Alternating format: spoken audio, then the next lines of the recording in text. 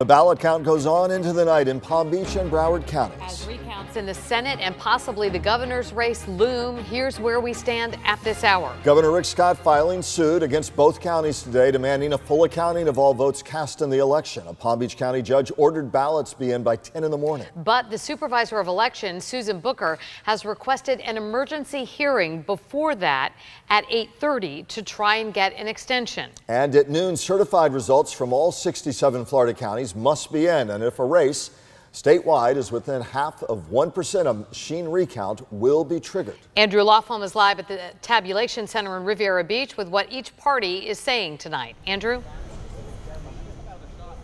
They're still working here tonight. A general sentiment among Republicans is there's mistrust. How could the margin get closer this many days after the election? But Democrats are saying that this is just simply the Democratic process playing out the right way.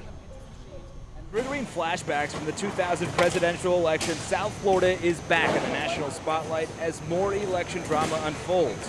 Local Democrats and Republicans are split. It's not the American way, it's the South Florida way, and it's not a good way. It's a way that needs to end. We need more competent officials handling our elections. I so disagree with that. I think this is part of the American way to make sure that everybody's vote counts. What scares me is when you hear elected officials saying stop counting votes. To me, that's not the American way. By noon Saturday, we'll know for sure what races are headed for a recount. A margin of 0.5 or less triggers a machine recount.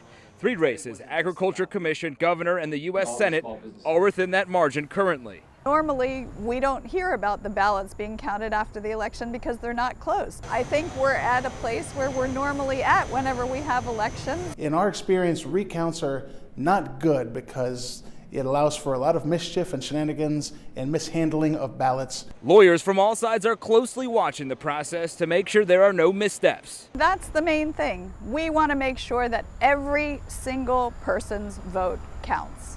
And that is what everybody should have as their common goal. We want to make sure that the supervisor of elections and their employees are doing everything they're supposed to do, and we most importantly want to make sure that none of our Republican voters are disenfranchised.